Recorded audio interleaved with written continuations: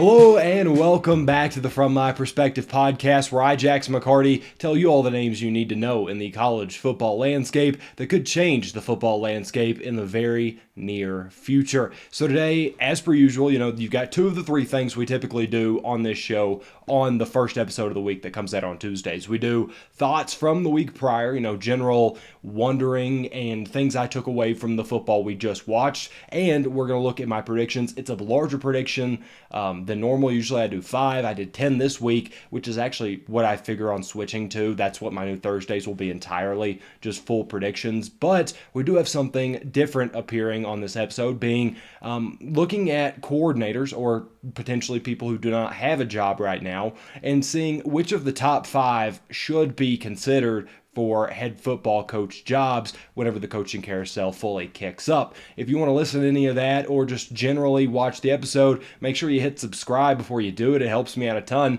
I'm just trying to grow the channel. So let's start off with thoughts first. I want to get to the coaches in the back half of this, and I want to start with an underdog story, a real comeback, because who doesn't love a comeback story? And while this team is divisive, the Notre Dame Fighting Irish have done an incredible job of correcting the issues they had early on in the season. Now, you would have thought the world was ending, the way that Notre Dame fans were reacting to the first 2 or 3 games of Marcus Freeman's tenure. It was not pretty at all. But now, each week, they continue to beat a more impressive opponent, capped off most recently by their win over BYU. North Carolina is a good football team. I'm not very sold on Cal, who was the first of these 3 wins. It went Cal, who they won pretty close by, North Carolina, and then this most recent showing against the Cougars, which far and away blew my mind. In the predictions I did last week, I said that BYU was going to take them pretty handily and kind of send them back down the ladder a little bit. That's not what we got. This is why you wait on a head coach to figure it out. Marcus Freeman came in with a lot of support from the Notre Dame faithful and lost it very quickly because he didn't know what the job required of being a head coach, because of course he didn't. He had never done it before. But now that he's learning what that position entails, he's figuring it out pretty fast, and he's learning how to get his guys on his side and learning really how to use his roster to the best of its abilities, even whenever your best player might not be available, which is why I want to give huge credit to Drew Pine. It wasn't too long ago that Tommy Rees was chewing him out from the skybox, and, on Saturday, he looked relatively competent. He didn't look like he was going to blow the doors off of anybody, but he looked like a good enough quarterback to get you through a couple games. Very Sean Clifford, very Adrian Martinez prior to this year. He's kind of in the middle of the pack. He's not going to do anything to wow you. What we thought Stetson Bennett was. Stetson Bennett's been all right this year, but what he was during their national championship run. He's just a consistent, easy enough guy to work with, and hopefully that works out well for him, because Notre Dame's never really had, flashy quarterbacks, or at least not in the recent history from, Brian Kelly now entering Marcus Freeman, his tenure. But, it's fun to see them, and I'm not particularly a Notre Dame fan, but it's fun to see Marcus Freeman kind of get some of that weight off of his shoulders, because quite frankly, he didn't need it that early on. All you're going to do is make things worse when you add pressure, but he proved that he can kind of glide through all that and has Notre Dame turned around.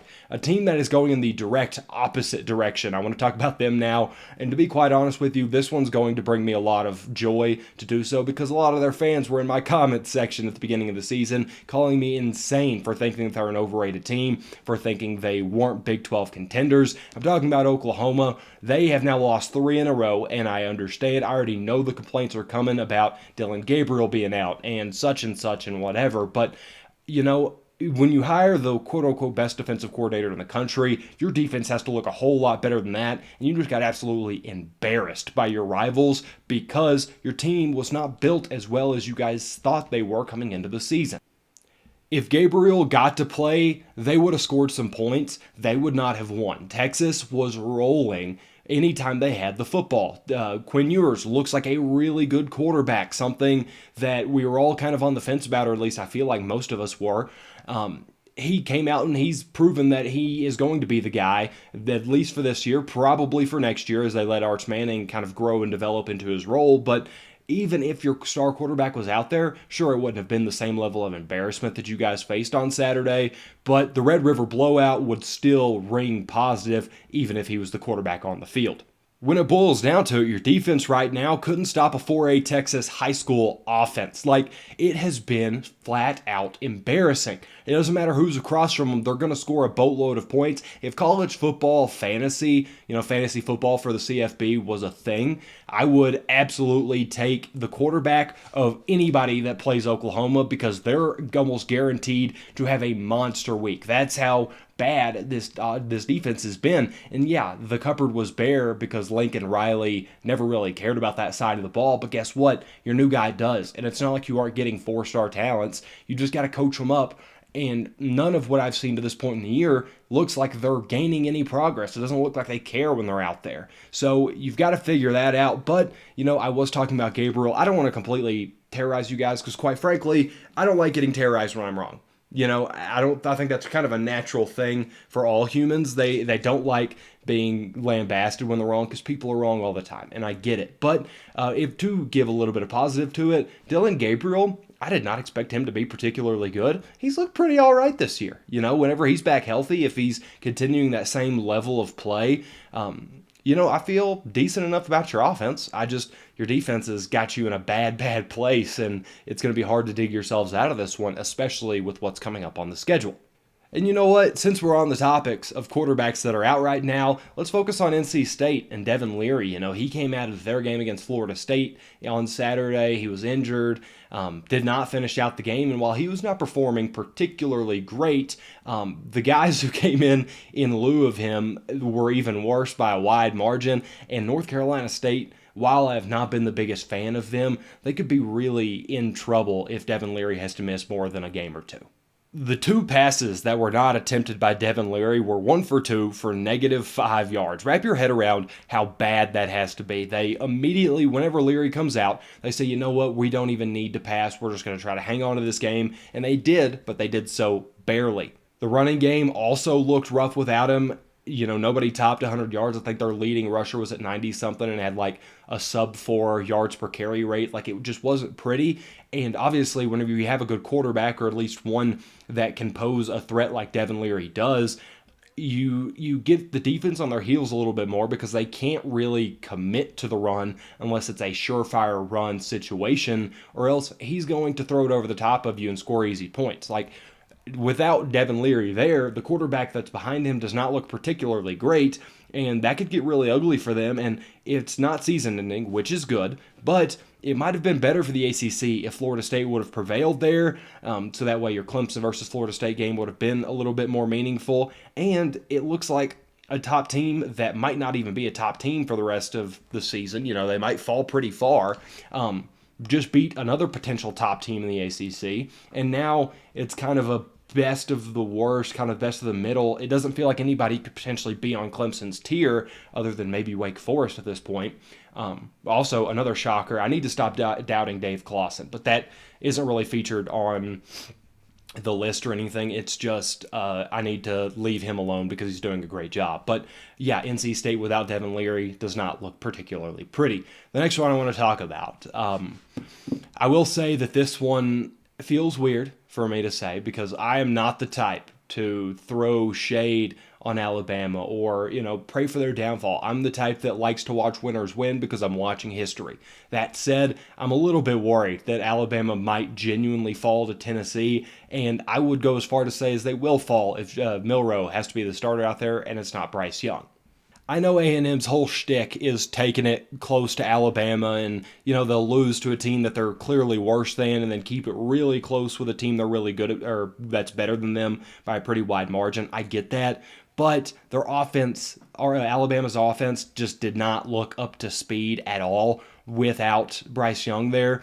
Milroe, I think, could end up being good, but right now he's very clearly not ready for that starting spot. And it's a very nervous spot to be in if you're Alabama. Bryce's situation also is super weird.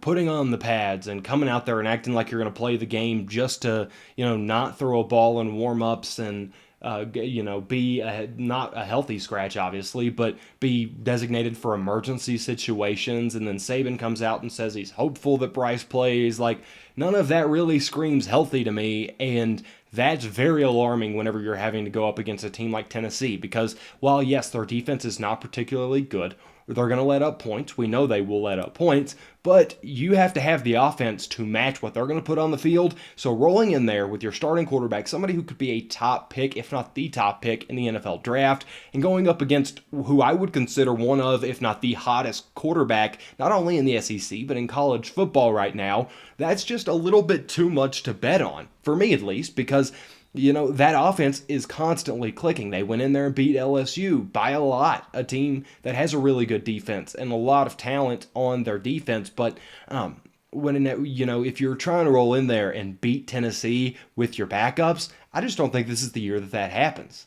It's simple as that. So the last point that I want to focus on, and it's a nice transition into the coaches, I want to talk about Cincinnati, because Luke Fickell, if he beats UCF, and continues this run of very impressive performances of putting together a very strong team, a team that looks like can go toe-to-toe with a lot of Power 5 schools, and doing it while your entire team just about got drafted last year, he might be like a legit major head coach before we know it. Like, a school might fire a Ryan Day type just to get Luke Fickell in there. That's how legit this guy is proving out to be.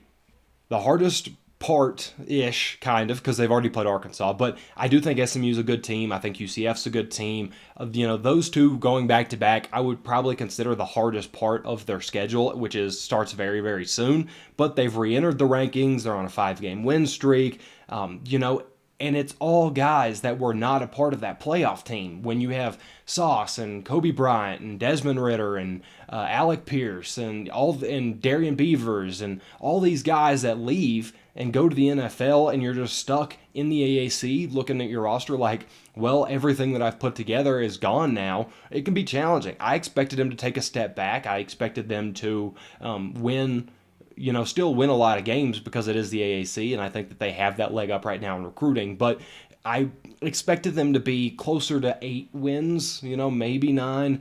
They look like they could be on path for another 10-win year, and that's despite the fact that none of the players on their roster feel particularly great.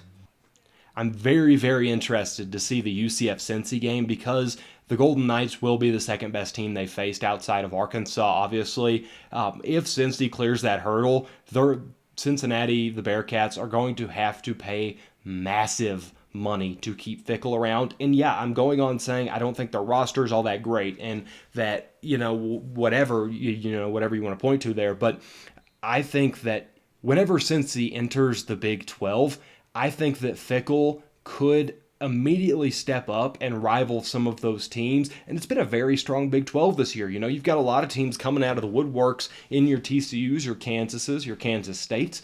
I think that he's such a smart coach, and he's so good at what he does that when you throw him in there, yeah, maybe he only gets to 7-8 wins the first year, but beyond that, I think he really grabs a hold of that conference if they manage to keep him, which I'm not really certain on, and I grow less certain on day by day. So, obviously talking about Luke Fickell, who I do believe will become a major head coach at some point. Maybe it's Auburn. I don't think Auburn's just the biggest job. I think that LSU would have been smarter to try to get him than Brian Kelly, but I digress. I think he could grab one of those huge spots soon enough. Let's talk about who will be filling in the rest of those openings behind him, particularly the guys who either don't have a job right now or do not have a head coaching job. They're playing offensive coordinator, defensive coordinator, what have you.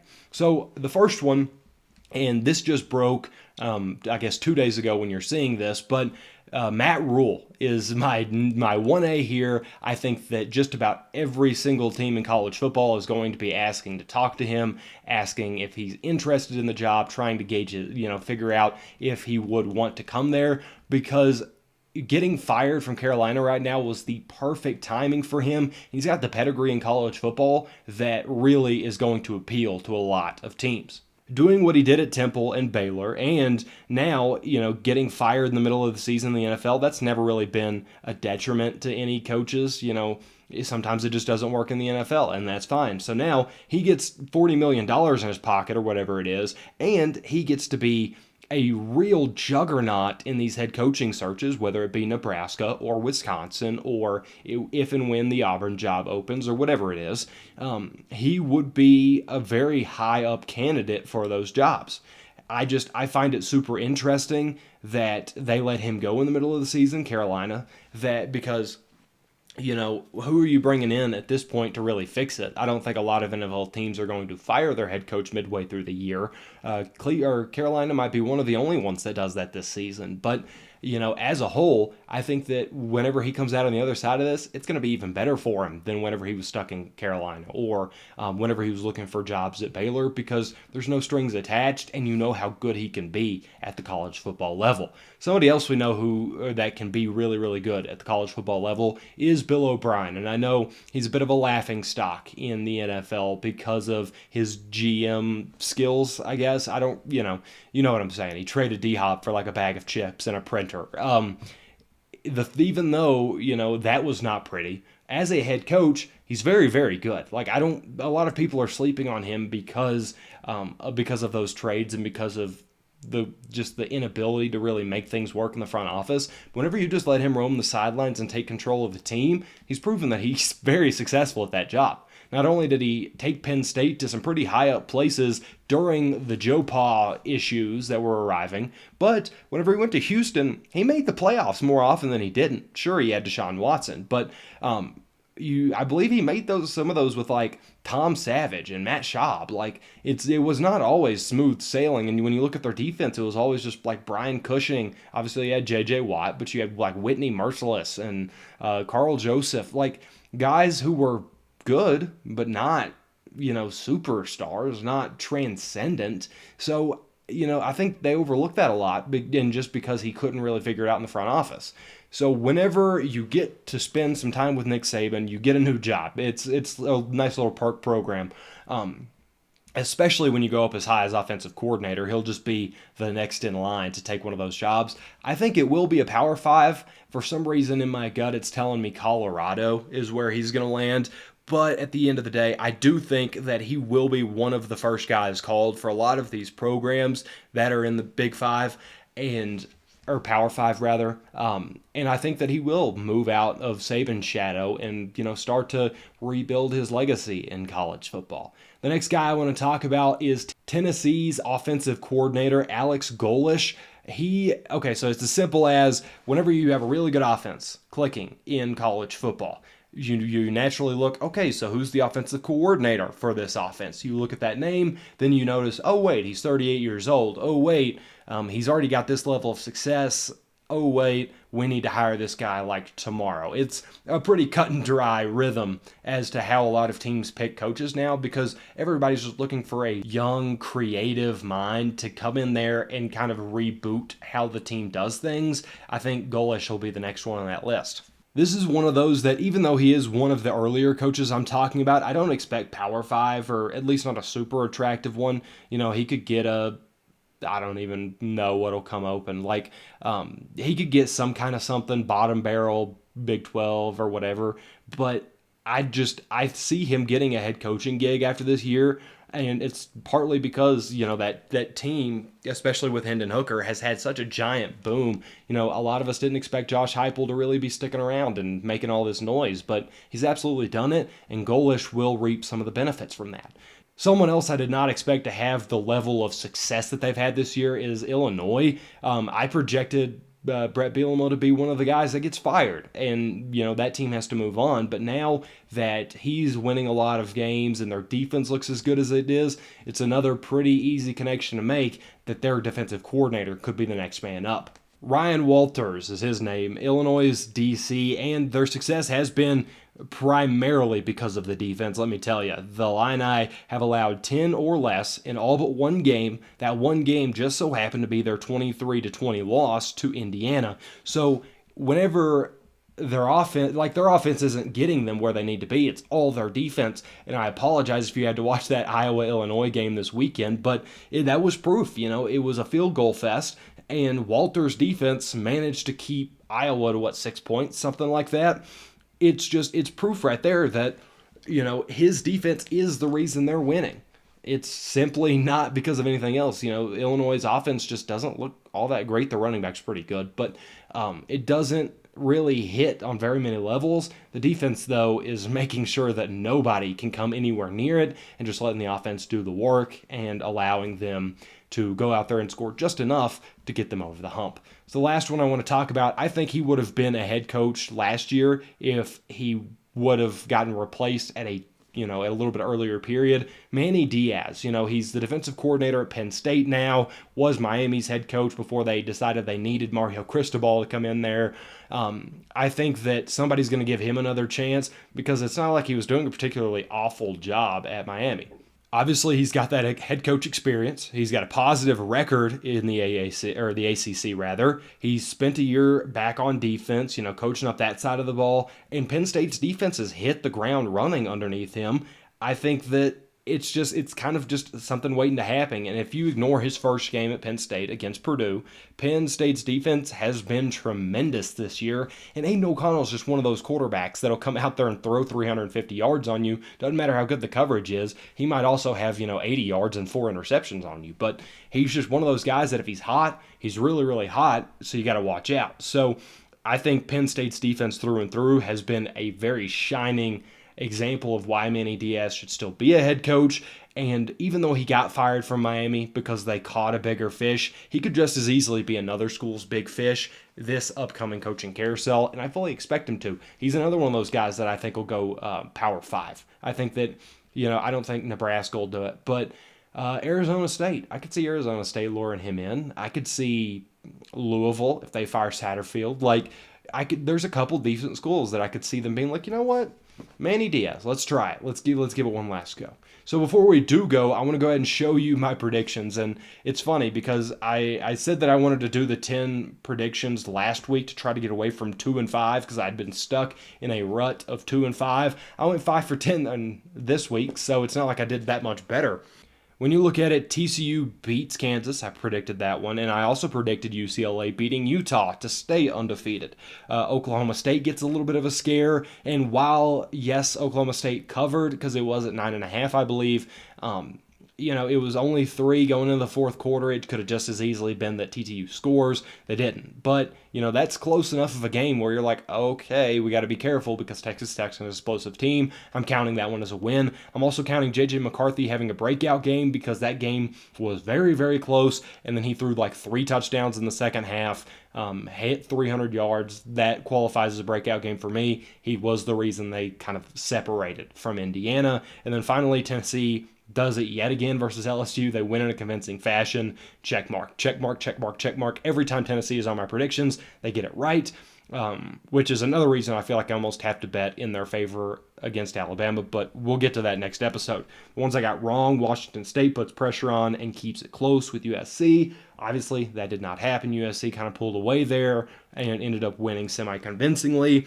I said BYU was going to beat Notre Dame. I just talked about that one a little bit earlier. I said Brian Harsin was going to get fired directly after the UGA game. As of the time of this recording, that is wrong. I might have to go do revisionist history and correct it later on, or, maybe it's already corrected on this graphic and I just don't know it yet, but I'm recording this Monday night before it comes out, so I would assume that we would already know that he'd be fired if he was going to be fired. And then, Hogs win a shootout versus Mississippi State. That just didn't happen. And then Kentucky crushes South Carolina. In my defense, I thought Will Levis was playing.